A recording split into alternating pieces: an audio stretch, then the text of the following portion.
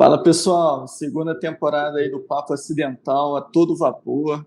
Hoje temos mais um convidado aí de calibre grosso, cara muito bom, é o Fernando Torres. Ele é formado em jornalismo, é mestre em contabilidade, trabalha desde 2007 no jornal Valor Econômico e hoje é editor do Valor Invest. E aí, Fernando, muito bem-vindo, obrigado aí por aceitar o convite. Oi, Edu, eu que agradeço aí o convite.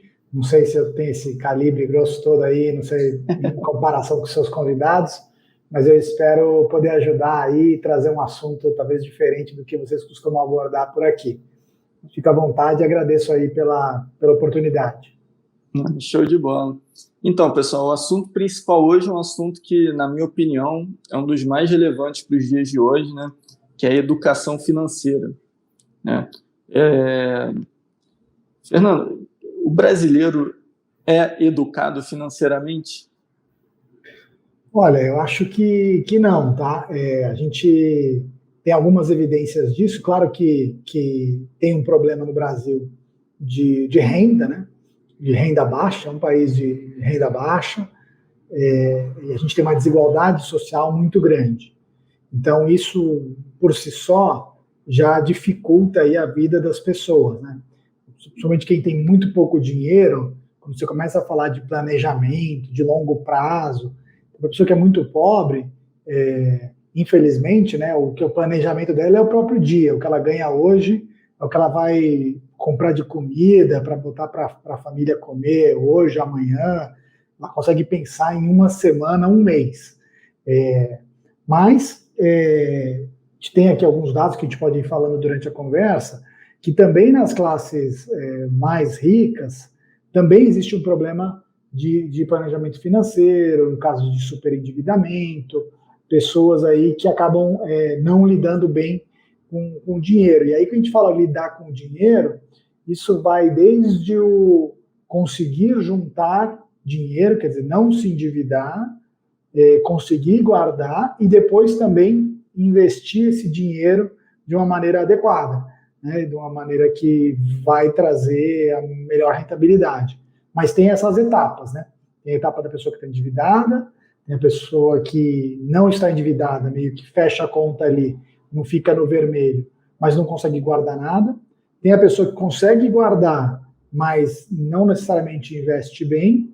E aí, por fim, chega a pessoa que sim consegue guardar, investe e aí consegue escolher as melhores opções de investimento.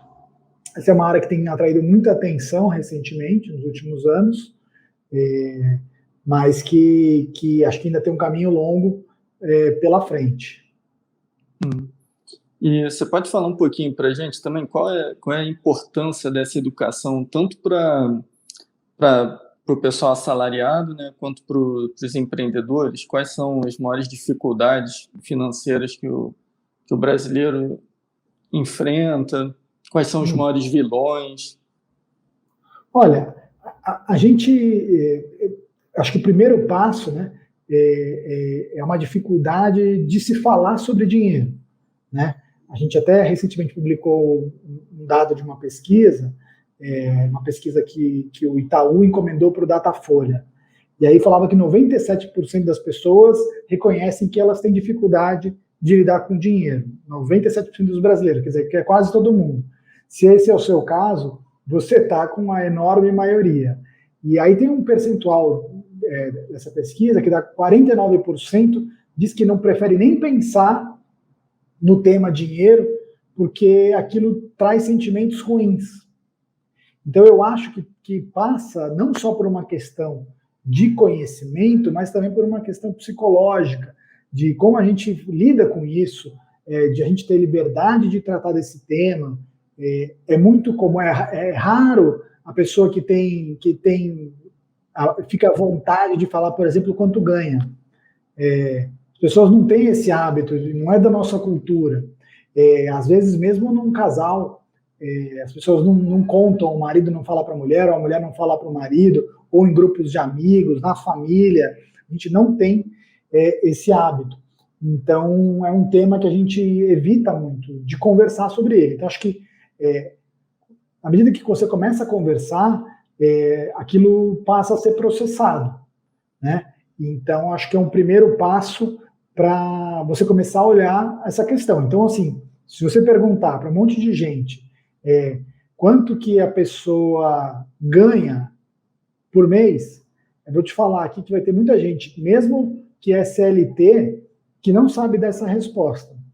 A pessoa tem um salário fixo, mas se você perguntar quanto ela ganha, ela provavelmente vai errar. Porque às vezes a pessoa tem na cabeça qual que é o salário bruto dela, mas porque é aquele que está na CLT, aquele que falaram que na hora que ela ia ser contratada, mas não é o salário que cai na conta. Então, porque tem desconto, tem um mês que não tem desconto, aí tem um mês que cobra, tem sei lá, vale transporte, vale refeição, entra ali, então as pessoas têm alguma dúvida, às vezes recebem 2 parcelas, e ela não tem claro ali quanto que ela ganha. Se você perguntar, então, quanto ela gasta, menos ainda. Então, seriam as 2 contas básicas para você saber. Até tem alguns planejadores financeiros, né, profissionais que trabalham com isso, que às vezes pedem para fazer um exercício. Fala assim, escreve aí num papel mesmo quanto você acha que você gasta por mês. A pessoa põe lá um número. E depois pede para a pessoa, põe um numerão, né? Depois pede para a pessoa ir detalhando. Quanto é que você paga de aluguel, quanto você paga de economia, as grandes contas, né? Quanto é que você gasta de conta de luz, escola do filho, e aí por aí vai, e aí você vai vendo se aquilo se aproxima do valor total. E aí depois você tem que começar a colocar os outros gastos, né? Tem os gastos, são os gastos fixos, tem os gastos sazonais, digamos assim, que eles não são fixos, mas eles sempre acontecem. Então, por exemplo, IPVA, IPTU, seguro do carro, são gastos que eles não acontecem todos os meses, mas eles sempre estão aí. E tem os gastos eventuais. Esses eventuais eles podem ser maiores, menores, podem ser imprevistos, mas podem ser previstos. Por exemplo, de tempos em tempos você precisa comprar roupa, mas não é todo mês que você gasta, né? Então esses são mais difíceis de controlar. É aí que às vezes as pessoas se perdem. Mesmo viagem. Você viaja no fim do ano, ou viaja quando tem férias, mas aí o gasto vem tudo de uma vez, e você não percebe ele no seu orçamento o tempo inteiro, mas às vezes ele é um gasto relevante. Quando vai comer fora de casa, esse tipo de gasto com entretenimento também às vezes pesa bastante, e ele não é um gasto fixo. Todo mês é mais difícil de controlar. A gente tem muito, a nossa carga tributária assim, é muito complexa, né? Você pega o contra-cheque, né, a lista enorme de impostos, né? Então as pessoas ficam perdidas mesmo, né? Eu acho que tem esse componente. Eu mesmo, eu trabalho com isso há mais de 20 anos. Eu olho meu contra-cheque, o Olerite, que o pessoal fala em São Paulo. É difícil de entender ele, porque às vezes você recebe por horas contratadas ou horas extras, e aí vem um valor aqui, desconta o imposto de renda num dos pagamentos, depois tem um adiantamento. É confuso. Vou dizer que não é muito fácil, não. Nesse caso, para quem é CLT, é mais fácil olhar quanto que cai ali todo mês no extrato, você tem uma noção de quanto você ganha. E aí, na hora de controlar o gasto, a dica que a gente costuma mais ver aqui é você ter, não precisa ser aquela planilha cheia de gráficos 3D e tal, dá para anotar no papel, dá para ser numa planilha de Excel ou não, mas para você pelo menos ter uma noção de quanto você gasta e para saber se a conta fecha. Porque o grande vilão aí do negócio é você gastar mais do que você recebe. Se você sempre vai gastar mais do que você recebe, não tem, como se diz, não tem mágica, né? Tem mágica. Começa por aí. E aí, o que está cada vez mais claro é que assim, você não pode deixar para investir o dinheiro que sobra. Então, é praticamente uma unanimidade, entre quem trabalha com aconselhamento de finanças pessoais e tudo mais, para as pessoas não dá para confiar na sua capacidade de ser cuidadoso ou previdente ou alguém que vai deixar de gastar, e aí o que sobrar no fim do mês você investe. A gente não deve confiar em nós mesmos para esse desafio. Então, a recomendação é sempre assim, você recebe e tratar o investimento como se fosse um boleto.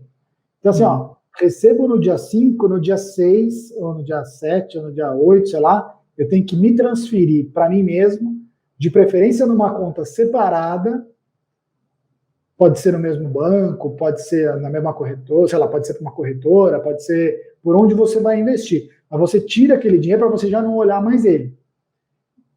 E, então, esse parece ser um dos grandes mecanismos que faz, sim, diferença no fato da pessoa criar o hábito. E aí pode deixar planejado, pode deixar uma transferência programada, né? Hoje em dia, esses aplicativos dos bancos ou das fintechs, eles facilitam esse tipo de programação, e é uma maneira da gente condicionar, porque a gente não deve confiar tanto na nossa mente na hora de tomar essas decisões financeiras, porque ela aplica ciladas, e assim, e a galera do marketing de venda de produtos está por aí tentando fisgar a nossa atenção o tempo inteiro. Né? Verdade. Se tiver dinheiro dando sopa ali, vai aparecer aquela propaganda, vai pintar ali um pop-up na sua tela, você vai ficar tentado ou tentada a gastar o dinheiro com outra coisa. Então é melhor você se proteger dessa maneira. Então, assim, em vez de eu depositar, por exemplo, pegar um valor R$1.000 de uma vez, é mais interessante fazer isso, sei lá, ou em 5 parcelas de 200 ou R$100 por mês, que seja, para criar esse hábito. Esse hábito, essa disciplina é algo importante, uma característica importante para você ser financeiramente educado, assim, responsável. Sim, eu acho que assim, todo mundo vai precisar. Por que você fala que a pessoa tem que investir? Primeiro, né? Ter na cabeça, né? Você vai investir porque você é parado pelo dinheiro, porque você é ganancioso. Acho que não é nada disso. As pessoas têm que investir por cuidado, por segurança, né? Primeiro, para ter aí uma reserva, um dinheiro guardado para o caso de uma emergência, e as emergências acontecem a todo tempo. A gente tem um dado aí que na pandemia, né? Menos de mais de 60% dos brasileiros não tinha dinheiro nenhum guardado quando começou a pandemia. Então, você imagina como é que essas pessoas tiveram que lidar com não posso sair de casa, se você é informal, se você depende do seu trabalho, ou você teve uma redução de salário, ou você tem um gasto de saúde, você tem que pagar algum hospital, pagar remédio. E assim, essa foi uma grande emergência que afetou todo mundo, mas tem pequenas emergências que acontecem o tempo inteiro. Sua geladeira pode quebrar, o pneu do carro furou, às vezes você usa o carro para trabalhar, elas acontecem. Então, o que o pessoal recomenda é que você tenha pelo menos de 3 a 6 meses de quanto você gasta por mês. Então, assim, por exemplo, eu gasto 2.000 por mês. Então, você deveria ter de 6.000 a 12.000 guardados numa aplicação financeira que você possa acessar a qualquer momento. E essa aplicação, você não tem que se preocupar com ela com quanto ela vai render. A importância maior, ela está ali para quê? Para você poder dormir tudo sossegado, que se acontecer um chabu amanhã, você não vai ter que entrar no cheque especial, não vai ter que pedir dinheiro para os outros, você tem ali uma coisa que te faz botar a cabeça no travesseiro e dormir mais tranquilo. Agora, você me perguntou, vale a pena investir, por exemplo, 5 parcelas de R$200 ou juntar essas 5 parcelas separadas para depois investir? Eu recomendo investir o quanto você tiver. Então, já tem 200, você começa com 200. Tem muita gente que pergunta, mas precisa ter muito dinheiro para começar a investir? Não precisa. Tem várias aplicações financeiras acessíveis hoje que não precisa ser na poupança, com valores muito baixos. A partir de R$50, R$100 já dá para começar. E aí, às vezes, as pessoas ficam esperando e aí não guarda esse dinheiro.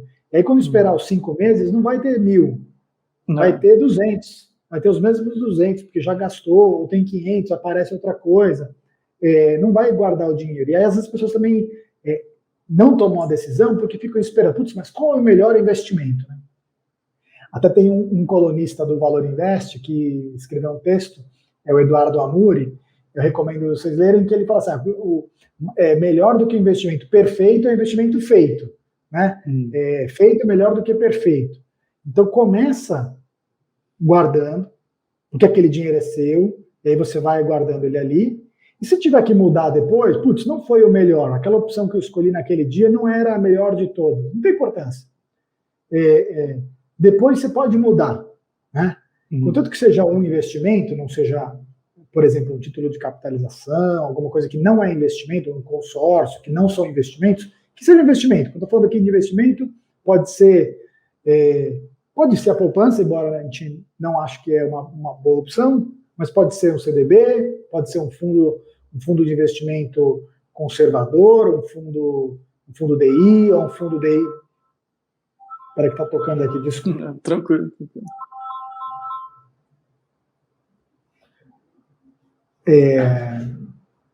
Um fundo DI taxa zero, quer dizer, um fundo que vai render quanto paga a taxa Selic, mas sem cobrar taxa. Então pode ser, da parte de investimentos tem várias opções, mas é melhor fazer esse investimento e começar a juntar esse dinheiro do que ficar achando, confiando na sua capacidade psicológica de guardar o dinheiro quando ele está ali pingando na conta. Mas a maior parte das pessoas não consegue. Quem consegue acha estranho que existam pessoas que não conseguem, mas a maioria não consegue. Então, acho que durante muito tempo a educação financeira ela foi baseada muito na parte da racionalidade do ser humano. Mas a gente é menos racional do que a gente imagina que é. Não é que a gente seja irracional, mas a gente não é plenamente racional. A gente não toma sempre as melhores decisões. A gente pega muitos atalhos, a gente tende a ficar na inércia, a fazer o que a gente já sempre fez. A gente tem dificuldade de mudar as coisas que a gente faz e dificuldade de criar hábitos. Isso vale para guardar dinheiro, é como fazer dieta. É muito parecido o mecanismo. Você precisa criar atalhos. Então, quem faz dieta põe uma mensagem ali na frente da geladeira, ou contrata um personal trainer para ajudar a estimular a fazer o exercício. E quem vai guardar dinheiro, começar a investir, também precisa buscar alternativas aí para se ajudar. Eu lembro que você falou no hábito algumas vezes, né? Eu lembro que um livro muito legal que eu li foi O Poder do Hábito. Sim. Ele fala muito sobre como que quando a gente faz alguma tarefa repetitiva, né? O cérebro, a gente não raciocina, né? A gente para de raciocinar, como se o cérebro não quisesse gastar energia. Caraca, trovão. Como se o cérebro não quisesse bater na porta. Como se o cérebro não quisesse gastar energia, né? Então, o nosso organismo está sempre querendo, né, não pensar nas coisas, né? Então, quanto melhor a gente usar o hábito a nosso favor, né, melhor. Tem que tomar a decisão racional de transformar coisas boas em hábito para o nosso organismo seguir o curso dele, né, fazer o que a evolução o levou a fazer, né, e trazer os benefícios para a gente, né? Pelo que você vem falando. Isso.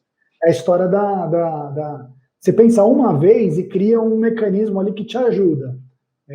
Que é a história que eu falei da aplicação automática ou alguma coisa nesse sentido. Então, de repente, assim, no hábito, se não for aplicação automática, pode ser que ele fala que tem a deixa, né? Nesse livro ele fala que tem a deixa, aí você tem o hábito e depois a recompensa. E eu acho que, na medida que você começa a fazer, eu acho que tem esse estímulo também. Naquela história de parcelar os R$1.000 em 5 vezes de 200. Você começa a ver o dinheiro ali, você já tem essa experiência de investir, você já começa a colocar o pezinho e vai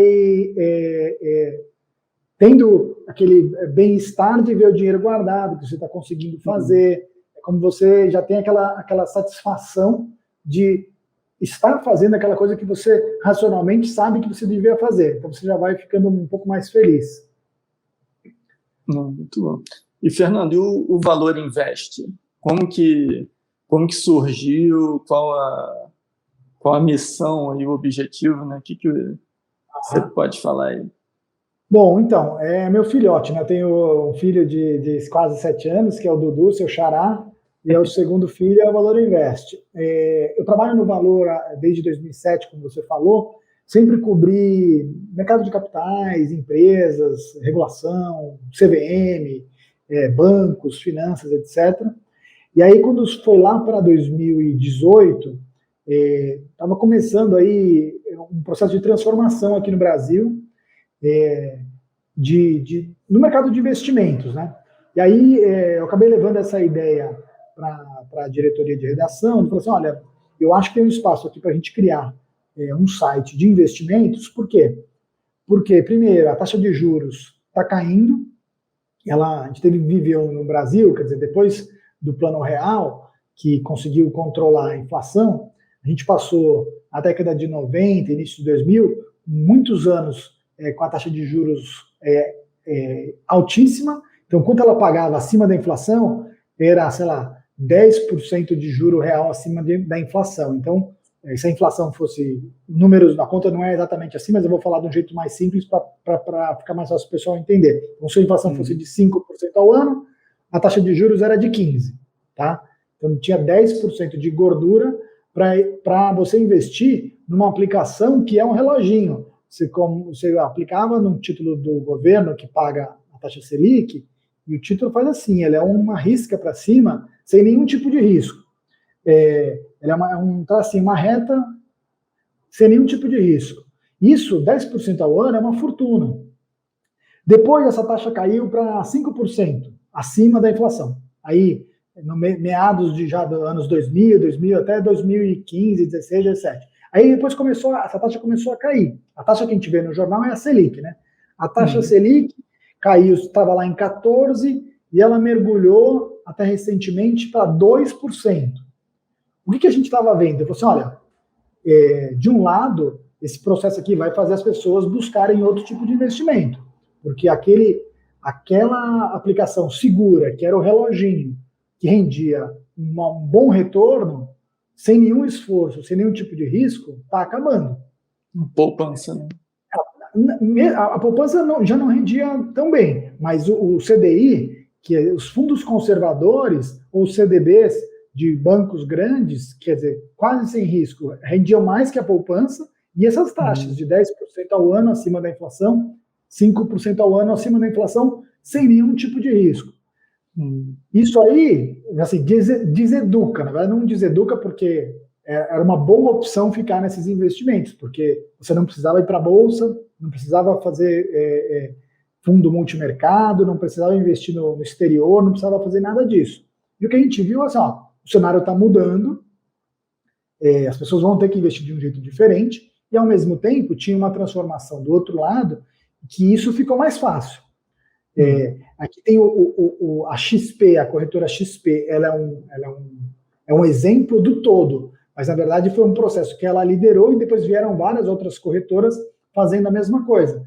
Que ela, quer dizer, por meio de tecnologia, conseguiu dar acesso para pessoas comuns, pessoas que não precisam ter muito dinheiro, a um cardápio maior de investimentos. Então, o que a gente pode dizer é como se fosse assim. Até alguns anos atrás, os bancos eles só ofereciam produtos do próprio banco. Então, só tinha o fundo do próprio banco, o CDB do próprio banco. É como se você fosse num supermercado que só tem marca própria. Então, você vai no Carrefour, o arroz é Carrefour, o feijão é Carrefour, o refrigerante é Carrefour, a cerveja é Carrefour. Ou no Pão de Açúcar, a mesma coisa. Na hora que o que a XP fez, ela virou um supermercado de investimentos, só que multimarca. Então, você pode comprar o CDB do Carrefour, o CDB da Ambev, a cerveja da marca tal, da Unilever, o Omo, sei lá, um monte de marcas, que você deu esse leque e acessível pela internet. Eu lembro lá atrás, quando eu fui abrir uma conta numa corretora, muitos anos atrás, eu lembro que eu tive que preencher na mão um contrato de acho que tinha 17 páginas, registrar no cartório, mandar um motoboy entregar. Era muito complicado. Então, para você convencer a pessoa a sair do banco, que só oferecia uma marca própria, para fazer isso, ninguém queria fazer. Muito menos porque a aplicação conservadora rendia bem. E aí o que aconteceu? A aplicação conservadora passou a render mal e ficou mais fácil de fazer por causa das corretoras que vieram. Então você tem XP, Easy Invest, Orama, Guide, tem um BTG Digital, tem uma porção de corretoras e bancos hoje que oferecem um leque enorme de investimentos para as pessoas. Talvez agora a gente esteja num processo... E aí, como é que se encaixa o Valor Invest nisso, né? Foi a sua pergunta original. Você, bom, a gente acha que tem gente interessada nesse tipo de informação. Vamos fazer um site separado do valor econômico para falar com esse público? Falar com essa pessoa física que precisa investir melhor o seu dinheiro agora? A gente estima que, na época que a gente montou o site, que tinha mais ou menos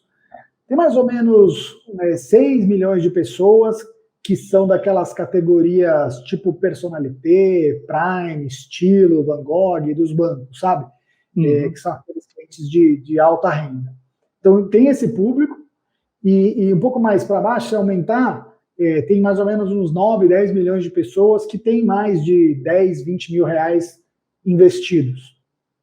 E essas pessoas, hoje, se você deixar o dinheiro na poupança, ele vai render 0,70%, vai render 70% de quanto der a taxa de juros. Então, de quanto der a taxa Selic. Eu nem fiz essa conta, deixa eu fazer rapidinho, porque agora a taxa Selic acabou de subir para 0,75, né? Desculpa, subiu 0,75 para 2,75.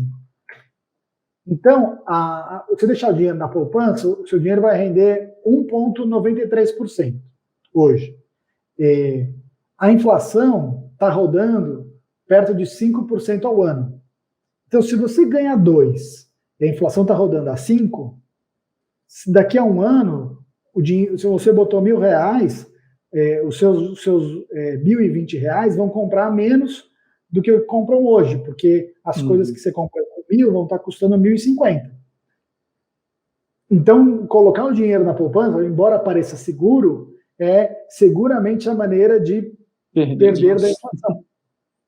Então, você perde poder de compra. Aí, as pessoas falam assim, mas eu tenho medo de sair da poupança, porque, vou colocar o dinheiro em ações e posso perder tudo.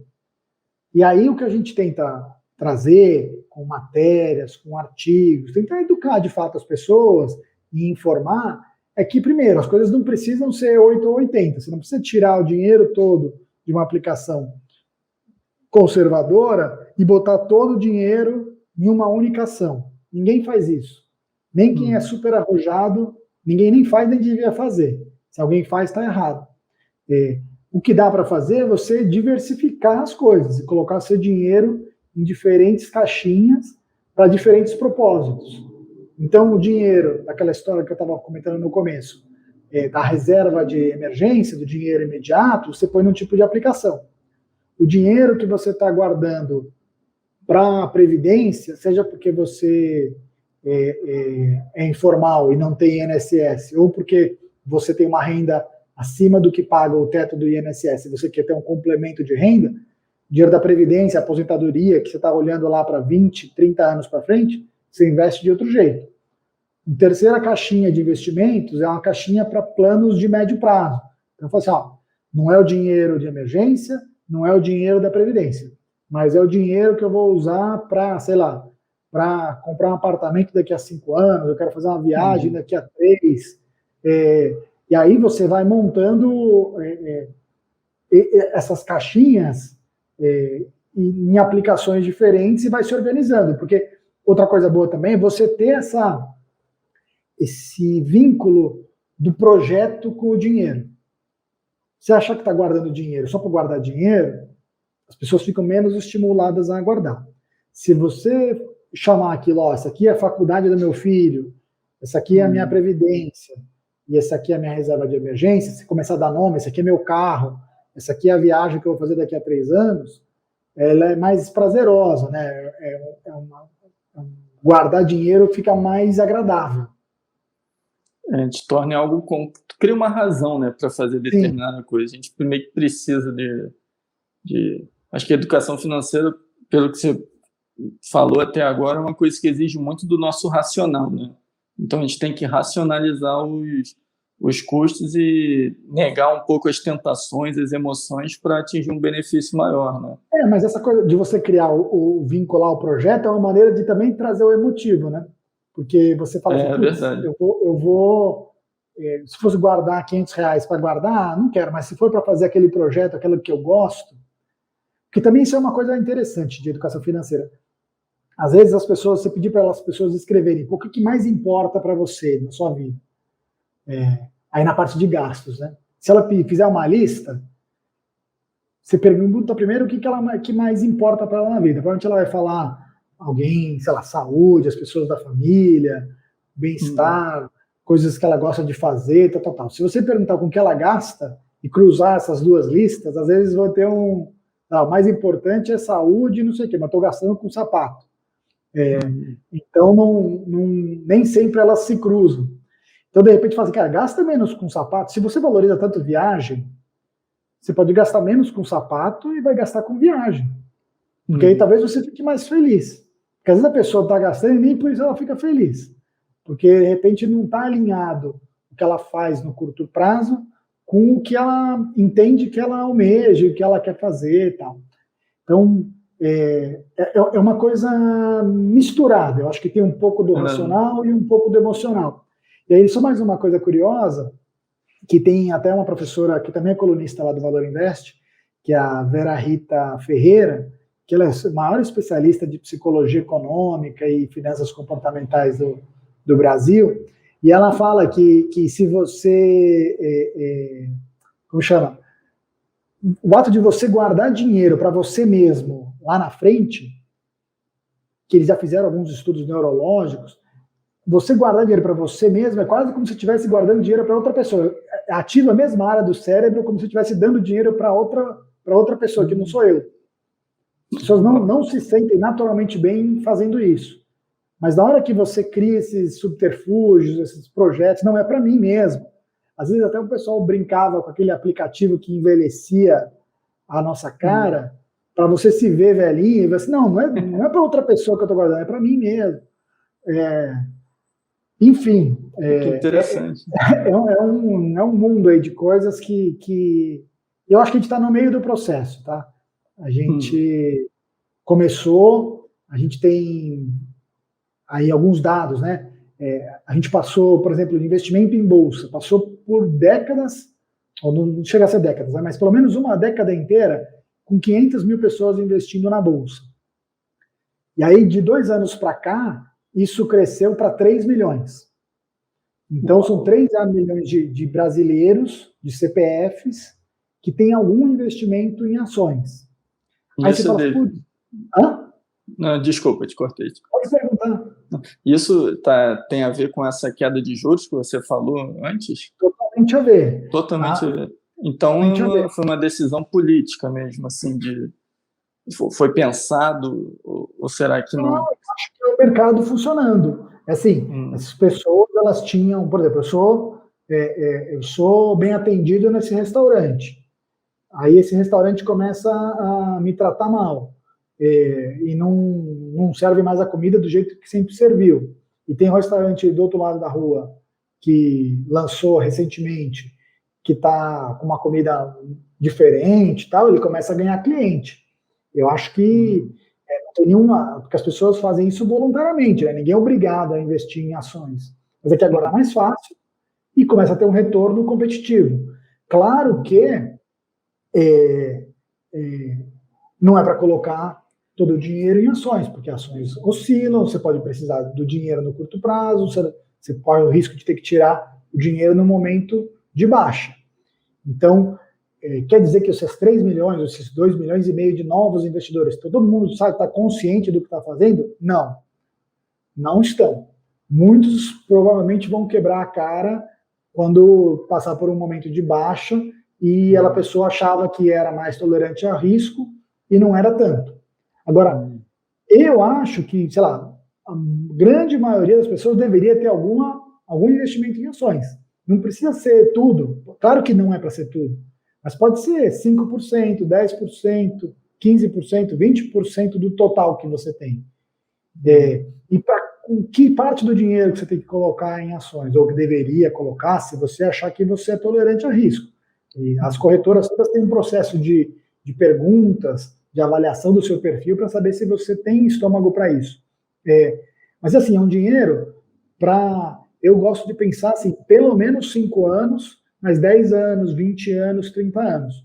O que os dados de países que têm bolsa há muitos anos mostram, isso inclui também o Brasil, é que em horizontes de 20, 30 anos, o rendimento de ações, eles são, nos Estados Unidos, sempre bate a renda fixa. Em um ano, perde, ou pode perder, quase jogar uma moeda para cima. Mas em 20 anos, 30 anos, 100% dos intervalos de 20, 30 anos, a bolsa sempre é um bom investimento. Então, com esse horizonte. Agora, muita gente está fazendo errado. A pessoa começa, aplicou essa semana, aí daqui a 3 dias quer saber se o dinheiro já aumentou. Aí é olhar a bolsa como você olha um cassino. Quer dizer, a bolsa não é um cassino, mas muita gente olha para ela como se fosse e usa ela como se fosse. Você investir em ações, pensando em retornos de um dia, no mesmo dia, quem faz day trade, que compra e vende no mesmo dia, ou quem fica com dinheiro por 1 semana, 2 semanas, 1 mês, é muito risco, chance de perder é enorme, não vale a pena. Se você seja muito especialista, você tem uma chance pequena de ganhar dinheiro. Então é mais difícil ganhar dinheiro no curto prazo de forma sistemática no mercado financeiro, no curtíssimo prazo, é mais difícil do que você ser um jogador de futebol da Série A. Tem um estudo recente da FGV que mostra isso, que faz inclusive essa comparação. Então, assim, não é que é como se fosse a elite da elite da elite, pouquíssimas pessoas que estão muito mais preparadas do que a maioria, que tem muito mais ferramenta, que tem robôs que ajudam elas a analisar todos os movimentos de mercado, e que não é o que uma pessoa qualquer que começou a investir em ações tem. Então, para você que não é essa elite da elite da elite, que não é abençoado, é melhor ir no caminho que tem mais chance de dar certo. E a chance de dar certo é esse horizonte longo, 10 anos, 20 anos, porque aí você tem um pedaço da sua carteira que está exposto a esse tipo de investimento que rende mais. E aí isso, na hora da combinação ali do mix, porque se você vai ter as outras caixinhas também, isso melhora o seu resultado total. Muito interessante. E, Fernando, você escreveu também recentemente um artigo que foi muito legal, que é o Lições Financeiras Antigas e Novas que 2020 nos deixou, né? Eu, agora há pouco de tarde, li uma notícia que aqui no Rio de Janeiro tem um bar muito famoso, o Bar Cervantes, em Copacabana, e eles fecharam temporariamente. Tem outros restaurantes super tradicionais aqui, o La Mole, que fechou algumas filiais, parece que está funcionando só com uma. Você vai na rua, assim, você nota, né? Pandemia é um negócio gravíssimo, né? E o que mais te surpreendeu dessas novas lições aí, coisas que a pandemia impôs à nossa economia, ao empreendedor? Olha, Edu, é difícil. Acho que o caso da pandemia, acho que ninguém podia imaginar, né? O que algumas pessoas chamam de cisne negro, né? É um evento, porque tem aqueles eventos que são aqueles riscos que são previstos. Eu posso ficar desempregado. Acho que todo mundo é um risco imaginado. Agora, que vai ter uma pandemia, que ninguém vai poder sair de casa e que as coisas vão ficar assim, realmente eu não acho que as pessoas poderiam prever que ia acontecer uma coisa dessas. Por outro lado, dava para, por exemplo, aquilo que eu falei da reserva de emergência. Então, mais da metade dos brasileiros não tem dinheiro nenhum guardado. E acho que as empresas, da mesma maneira, muitas empresas não tinham nenhum dinheiro em caixa para aguentar turbulência. Então, aguentar um período desse de susto. Então, acho que vale para a pessoa física, mas também vale para pequenas empresas, assim, a importância de você ter uma reserva financeira que vá te segurar se acontecer algum problema. Às vezes você é um profissional liberal, um dentista. Vamos supor que você tem um problema de saúde, ficou 4 meses sem trabalhar. Como é que você paga as suas contas? Você tem que ter, pode ser um seguro, pode ser um dinheiro guardado. Então, assim, buscar alternativas, porque, assim, eventos ruins podem acontecer. De fato, o negócio da pandemia, eu acho que não dá para culpar o empresário, acho que não dá para achar que alguém teria tanto tempo, né? Porque não é que durou 3 meses, 4 meses, está durando um ano. Então, nesse caso, de fato, os países que tomaram providência têm que dar dinheiro mesmo do governo. O governo manda as pessoas ficarem em casa, nem é o nosso caso do governo federal, mas assim, ao mesmo tempo que você manda a pessoa ficar em casa e as empresas fecharem, que eu concordo com essa política, tá? Você tem que dar o dinheiro para a pessoa poder sobreviver, pagar os salários das pessoas, tá? Para pagar folha de pagamentos, de repente não precisa pagar imposto, suspende a arrecadação de impostos por um tempo, para não apertar ali os empresários. Acho que nesse caso dependeria mais do governo. O que eu falei de uma lição que até me surpreendeu da pandemia é que quando, no caso dos investimentos, né, foi que no mergulho que a Bolsa deu lá atrás, quando a pandemia apareceu, as pessoas físicas, que pela primeira vez nos últimos anos, ou desde que eu conheço pelo menos, elas não fugiram. Então foi um bom sinal, aparentemente um bom sinal, de que talvez essas pessoas físicas novas que entraram na Bolsa não estivessem olhando o retorno de curtíssimo prazo. Então você tinha muito investidor novo ali, as ações caíram muito, caíram 40%, 50%, e as pessoas continuaram. E o que aconteceu 2, 3 meses depois, o mercado voltou. Então imagina se tivesse comprado, começou a comprar, apareceu a pandemia, cai 40% e você vende tudo. Você vende tudo, você perdeu 40% do dinheiro. Se você fica lá porque você entrou pensando para daqui a 5 anos, não precisou nem esperar 5 anos, dali a 3 meses o mercado tinha voltado. Então, assim,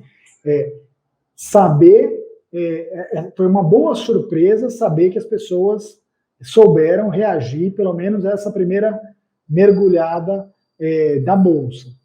Uma outra coisa que eu falei que é uma lição antiga, mas que voltando agora, é a inflação no Brasil, né? Eu acho que a gente ainda, como se fosse, até recentemente o ex-presidente do Banco Central deu uma entrevista no Roda Viva, o Gustavo Franco, ele citou essa expressão, mas o Brasil com inflação é como se fosse um ex-alcoólatra. Você não deveria brincar com ela, brincar com inflação. Então, assim, a taxa de juros foi lá para baixo, porque a economia estava muito ruim mesmo, então o Banco Central teve chance de baixar a taxa de juros, só que a inflação, que estava muito baixinha, começou a mostrar a cara. Então, a gente já está rodando com inflação acima de 5%, o preço dos alimentos subiu muito, os preços dos produtos dolarizados também aumentou, eletrônicos que sejam dolarizados, bebidas importadas também aumentaram, a alimentação fora de casa aumentou muito, e a gente vê o IGPM, que é um índice que reajusta muitos contratos de aluguéis acima de 30% em 12 meses, quer dizer, é uma disfunção, é um problema, isso transfere renda, né? Você transfere renda de quem não tem, que é o povo, para algumas pessoas que ou têm imóvel que coloca para alugar, ou para algumas empresas que vendem produtos para o exterior, ou dolarizados. É um rearranjo aí de dinheiro na economia que a gente tem sempre que ficar atento. Então, assim, a inflação, ela está baixa, não dá para comparar com o que a gente teve pré-plano real, mas eu não acho que seja uma coisa que a gente pode achar que não existe mais. É uma coisa que a gente sempre tem que estar atento. Então, assim, que chato que o Banco Central teve que aumentar os juros. Mas, porque realmente a gente não pode descuidar da inflação. Não. E Já que a gente tocou nesse ponto, né, que leitura que você faz aí de como que o mercado financeiro está encarando o governo Bolsonaro aí? A gente já teve recentemente aí demissão de ministro, hoje mesmo os chefes das 3 Forças Armadas anunciaram em conjunto. Como é que você acompanha assim, a movimentação do mercado em função da política brasileira, que não é a característica desse governo, né, mas está se mantendo caótica ao longo dos anos?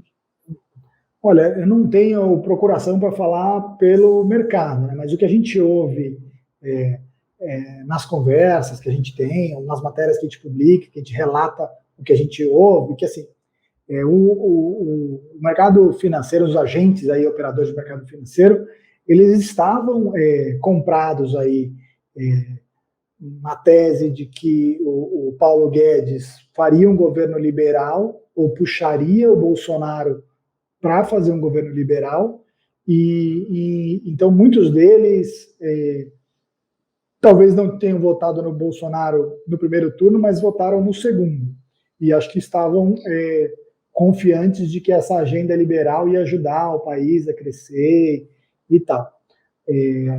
As coisas não saíram como era esperado nos primeiros anos.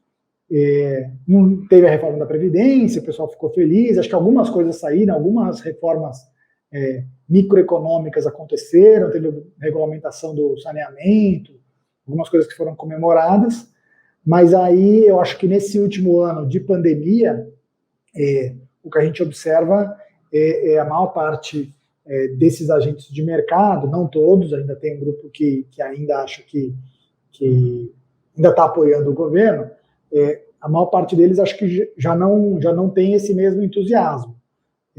Acho que a recente carta daqueles economistas e ex-presidentes de Banco Central, banqueiros, que você reuniu ali gente para falar da vacina, né, para falar de cuidados da pandemia, eu acho que a postura do governo em relação à pandemia, a demora talvez de procurar as vacinas, a questão de ficar falando de tratamento precoce, em vez de tomar outras atitudes, acho que isso foi afastando o mercado financeiro da agenda do governo. Acho que quando o Moro saiu lá atrás também foi um outro momento em que parte do mercado financeiro deixou de apoiar o Bolsonaro, mas tem ainda um grupo que acho que ainda confia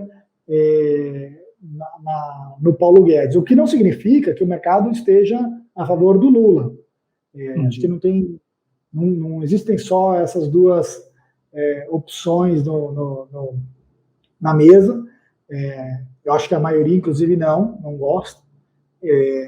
Embora tenha tido um desempenho muito bom de bolsa durante o governo Lula, né? O governo Dilma não tanto, o governo Lula a bolsa subiu muito. Era um grande temor no começo, e depois que fez a Carta aos Brasileiros, já adotou algumas políticas de ajuste fiscal, repetindo um pouco do que já tinha no segundo mandato do Fernando Henrique Cardoso, que o mercado acabou indo muito bem naquele período. E acho que é importante lembrar o seguinte, que a Bolsa, o mercado de capitais, né, ele tem uma ligação com a economia real que muita gente às vezes não percebe, né? Então, assim, para que existe Bolsa, né? As pessoas às vezes se perguntam, né? Pô, fica lá subindo, todo dia as cotações mudam de preço, né? Tem dois grandes mercados ali, né? Tem o mercado primário e tem o mercado secundário.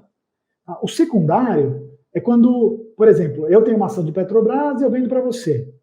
Então, é uma troca entre os investidores. Então, eu quero sair daquele investimento, eu vendi, alguém quis comprar, pronto, eu peguei meu dinheiro, vou fazer outra coisa com o dinheiro. O mercado secundário, ele dá preço nas ofertas, nas empresas, diz quanto a cada minuto, a cada segundo, a cada milissegundo, você diz quanto cada empresa está valendo. Então, milhares ou milhões de agentes de mercado olhando para preços de empresas e dizendo quanto elas valem. Isso é uma maneira de dar saída ou entrada para as pessoas que querem investir nas empresas. Então, assim, imagina, você comprou um imóvel, você comprou um apartamento, você quer vender ele, você vai ter que contratar um corretor, vender, então você decidir que quer vender, fazer transferência no cartório e tudo mais, vai demorar uns 2, 3 meses, ainda que você queira vender rápido. Você comprou Petrobras, mudou de ideia, quer sair, você vende no minuto seguinte. Então, o mercado secundário dá essa liquidez. Mas para que serve essa liquidez? Para dar confiança para alguém que quer botar o dinheiro na entrada, que é o mercado primário. O mercado primário, quando é? Como é que ele funciona? Então, assim, imagina que você é uma fábrica, você fala assim, putz, eu estou querendo construir uma nova unidade, porque o meu mercado está crescendo e eu vou conseguir vender mais se eu conseguir produzir mais. Só que eu não tenho dinheiro meu para fazer uma fábrica nova. E eu não quero pegar dinheiro emprestado no banco. E o que eu faço? Eu falo assim, cara, se você imagina que você tem uma padaria, você pode fazer isso. Se você quiser construir a sua nova padaria, você pode pedir dinheiro para um parente, para o cunhado, para o tio, para o pai, para o avô. Se não é uma padaria, é uma coisa muito maior, você quer fazer um grande investimento de centenas de milhões de reais ou bilhões de reais, em vez de pedir para 5 pessoas que são do seu relacionamento, amigos e família, você pede para todo mundo. Você fala assim, pessoal, então quando o pessoal fala assim, vou fazer um IPO, né, que é a oferta pública inicial, a sigla em inglês para isso, que é assim, a primeira vez que eu vou fazer uma oferta para levantar dinheiro no mercado, na bolsa. Você fala assim, pessoal, essa minha empresa é essa, os números dela são esses, ela vende tanto por ano, ela lucra tanto por ano, eu dou esse retorno e eu tenho esses planos aqui. Se vocês me derem esses milhões de reais, eu vou investir nesses projetos e eu espero conseguir dar um ótimo retorno para você.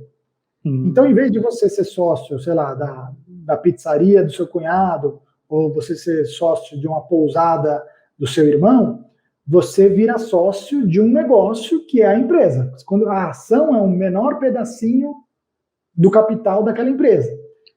E aí as empresas captam esse dinheiro para fazer esses projetos. Agora, por que as pessoas aceitam colocar dinheiro nesse pedaço de projeto? Porque ele sabe que se ela quiser sair, existe o outro mercado, que é o secundário, que eu falei antes, que se ela mudar de ideia, no dia seguinte ela vai vender a ação dela e alguém está lá para comprar. Então o mercado secundário permite que exista o primário, porque imagina assim, eu comprei 10 ações aqui da pousada do meu cunhado, aí eu quero vender, aí tem que falar, quem vai comprar a minha posição? Tem que achar alguém que quer comprar. E aí mas que preço? Quanto que ela vale? Putz, aí eu vou ter que dizer quanto ela vale, meu cunhado vai achar que vale mais, o cara vai achar que vale menos. Quando eu tenho milhões de pessoas comprando e vendendo ao mesmo tempo, é como se eu tivesse uma formação de preço maior, porque se ela ficar muito cara, as pessoas vão começar a vender, se ela ficar muito barata, as pessoas vão querer começar a comprar. Então, o mercado secundário, ele dá liquidez, ele dá agilidade na entrada e na saída, para quem colocou dinheiro na primária, nessa levantamento de capital, para fazer os novos projetos, ficarem tranquilos de colocar o dinheiro, porque ele sabe que ele pode mudar de ideia. Sabe, legal, queria ficar nessa empresa, mas já estou aqui há 2 anos, não quero mais. Não consigo vender. E quando esse mercado de capitais funciona, tem uma correlação enorme de crescimento da economia. E quanto mais as empresas conseguem captar dinheiro, porque é um mercado, digamos assim, ele é fair, ele é justo. Tipo, os melhores projetos vão conseguir captar e os piores vão pegar menos, as melhores empresas vão ter sucesso. Então, assim, ele é meritocrático.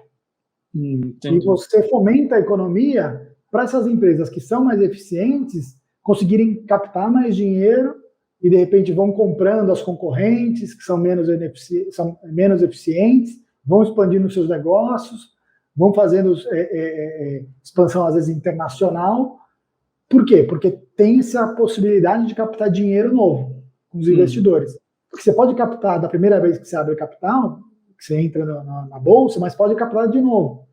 Então, quando as empresas que são listadas na bolsa, elas conseguem ter esse acesso, e isso é muito importante para a economia de qualquer país e bem. E dá para ver até pela sua explicação como que tem gente, né, que acha assim que, ou seja, você tá, pelo que eu entendi, né, você está investindo na bolsa, você está investindo em projetos, você está investindo em empresas que estão usando seu dinheiro para investir em expansão, criação de novos produtos, etc. O pessoal acha que a bolsa é meio dinheiro fantasma, né? Eles acham que você está investindo ali, mas não está investindo em nada. Ou seja, o cara que investe na bolsa, ele está contribuindo para o desenvolvimento, para o crescimento do país, né? Não diretamente, ele pode não estar botando a mão na massa, mas está viabilizando projetos que enriqueçam o país, né? É isso, então, exatamente isso. E assim, às vezes a pessoa fala assim, eu acho gozada dessa percepção de risco, porque a pessoa, às vezes ela acha que é arriscado colocar na bolsa, mas ela empresta o dinheiro para o irmão, para o cunhado montar um negócio. Tipo, é mais fácil sei lá, a pessoa que se aposentou, que nunca foi empresário, conseguir administrar uma pousada e dar certo, ou é mais fácil eu comprar uma ação da Vale, que é a maior mineradora de ferro do mundo, e ela ter sucesso no negócio dela? Qual desses dois negócios tem mais chance de dar certo? E você vira sócio, e eu acho que está sendo um momento legal agora na Bolsa, que estão vindo várias empresas que as pessoas conhecem mais. Então, sei lá, já tem as antigas, né? Tem Vale, tem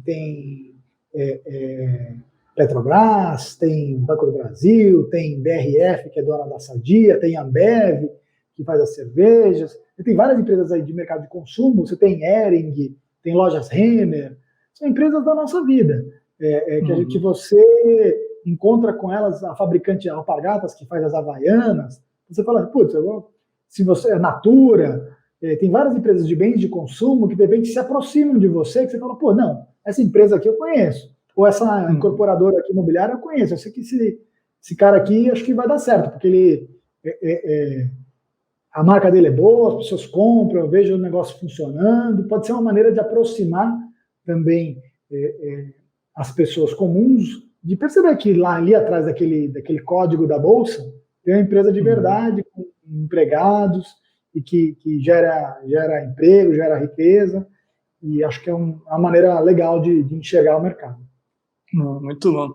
Oi, Fernando. Cara, muito bom falar com você, dá para ficar 10 horas aí, né? Mas você tem família, né? Então vamos fazer a última pergunta aqui para não ocupar muito tempo do seu dia aí. Beleza. O que você pode indicar assim, para quem quer começar a investir ou mesmo fazer um estudo básico inicial de educação financeira, de leitura, de material aí? Você pode... Bom, eu vou começar indicando o nosso próprio site, então valorinvest.globo.com, sem conflito de interesses aqui, porque eu acho que realmente é muito bom, tá? Muito bom. Eu vi o canal do YouTube hoje, é muito bom também, Fernando. Tem várias coisas que a gente explica ali, passo a passo, para quem não sabe.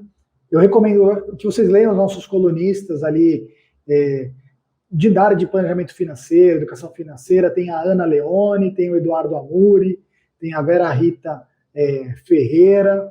Eu acho que são 3 colunistas que são bem didáticos e podem ajudar para quem está começando. Mas acho que assim, tem bastante material por aí.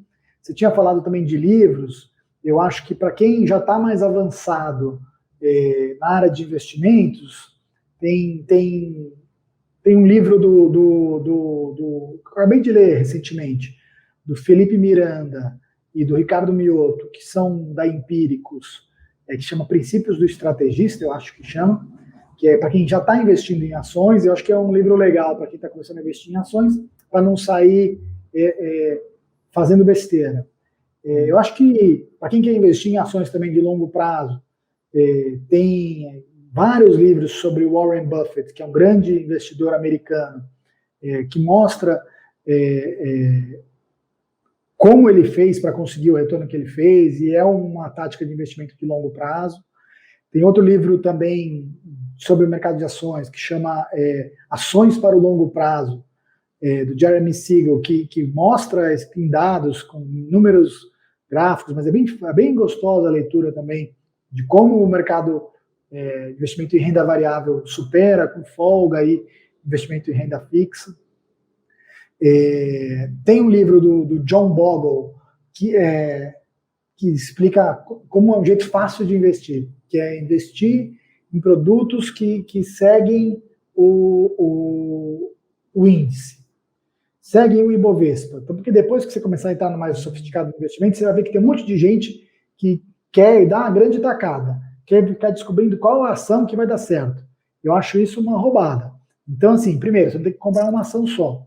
No mínimo 20 ações na sua carteira. Para quem não conhece, eu acho que é o jeito de começar. Mas um jeito de comprar 20 ações, ou muito mais do que 20, de um jeito, com uma compra só, é você investir o que eles chamam de uma sigla ETF, que é um fundo que copia o Ibovespa. Então, na hora que o Jornal Nacional dela aqui subiu 2%, o seu investimento subiu 2%.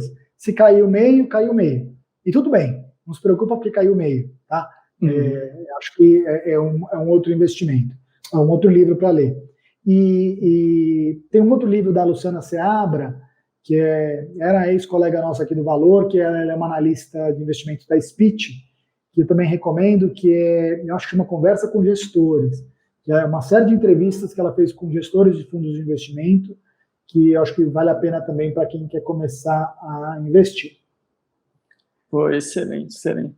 Fernando, Tá muito bom? Obrigado, sensacional a entrevista, cara. Muito Valeu, legal. eu te agradeço aí pelo convite. Se alguém tiver alguma dúvida, depois você deixa aí meu e-mail, é fernando.torres@valor.com.br. Show de bola. Então é isso aí, pessoal. Mais uma entrevista aí, Papo Acidental, com gente gabaritada, excelente. Espero que vocês curtam. Curta aí o canal, se inscreva, deixe um comentário. E aí, até a próxima.